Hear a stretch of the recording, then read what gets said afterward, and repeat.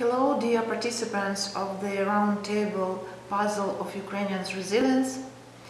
It's a very great event because, as I understand it, I think that this is the key not only of Ukrainian resilience. Ukrainian resilience also is the part of European and world resilience, and today it's very important to speak about this. The study brings to the light the key vulnerabilities and changes of Ukrainian today. When we are talking about this, we have to look to the past. Where are the origins of this problem? I faced with one of the interesting sociological survey of 2012. It was the question, which social groups play the significant role in Ukrainian society those times? The answer was very impressive. Near 40% of these answers was that mafia and criminal world is the first. Second is the businessman, more than 31%, and the same figure is about political leaders, and near 29% is officials, and only 5% is army and military people. So the role and influence of defenders of our country in 2012 was the lowest, the smallest from all of the figures, all of the other categories.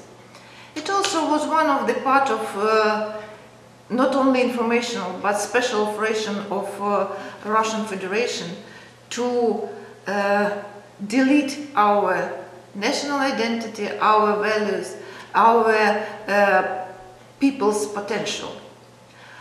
And this time we were not ready to be active in civil society.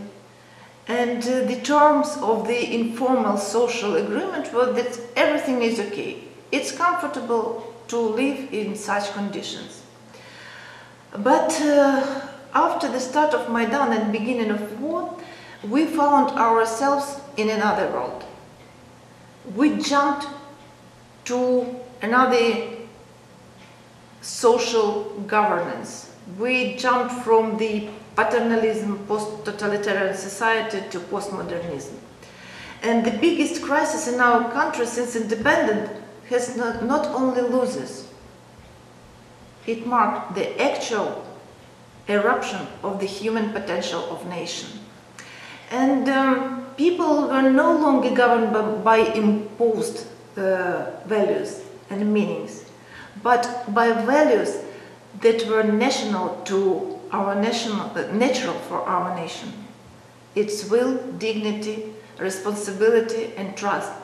And it's also very complementary with democratic European values.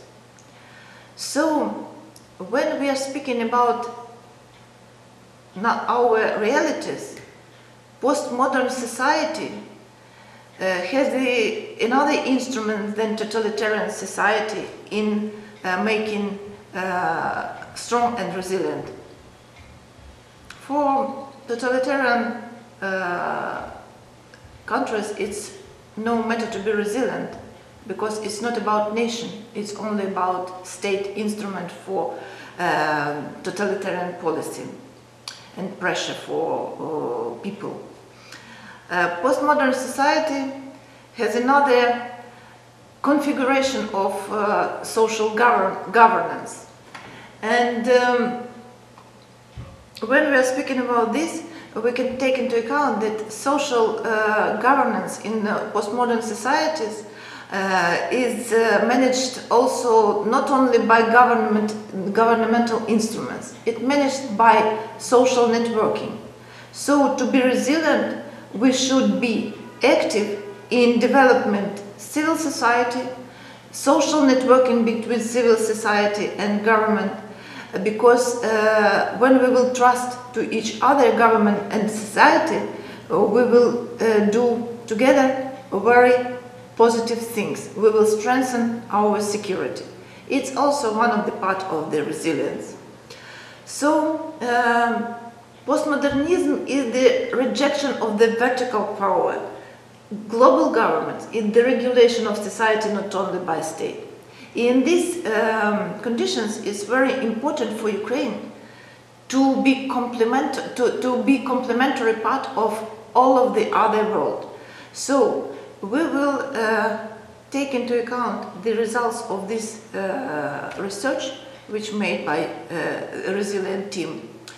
But also, it's really very important. There are many features which were highlighted by the scientific methodology, which bring us more closer to positive decisions, for example, how to prevent these vulnerabilities, how to prevent crisis.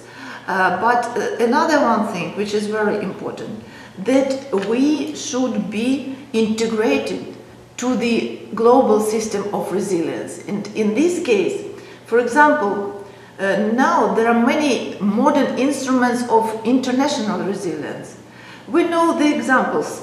The Internet Engineering Task Force is the developing protocols for digital networking communication in a global scale. There are many tools of global governance that can be strengthen national resilience. For example, transnational networks, informal high-level cooperation, intergovernment cooperation and communication, and private communication. Therefore, the construction of the Ukrainian national resilience should be such that it's naturally integrated to the global world systems of stability. What I want also to highlight, that it seems to me that it's a little bit artificial to consider that we have very big differences between regions in a mentality. We really have these differences, but when we will analyze more deeply the structure of our values, we have common values. Because in 2014, I also was caught by stereotypes that Donbass is a little bit another about other part of Ukraine. When we faced there with the Russian aggression, and also we understood that naturally the nature and the mentality of local people who are Ukrainians by origin, they have the same values as all of the democratic world, and we organize the communication and networking as the representatives from security services, from military forces, and from local people who were very active in countering aggression. And we understood that only joining together efforts we can do everything to win this situation and to counter Russian aggression, to liberate territories. Many of people in our country were under stereotypes, manipulative technologies, so we should face the truthful, the natural values, and we should intrude these values to our society. And also one of the elements of this society, which is also very strong and powerful, is our veterans. It's our defenders who, on the first days of the aggression, joined our volunteer battalion and army, defend country, and now they are returning to the society.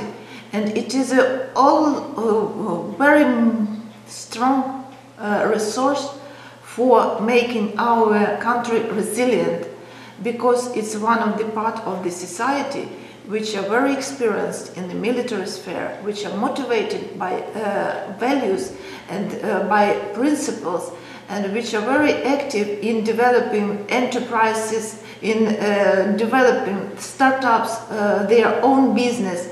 And also it is one of the element of our territorial defense and of our national resistance. So we understand the role of defender in the country. It is very huge issue to support this kind of this category of people, of their families, and making through them and with them our country more resilient. Thank you.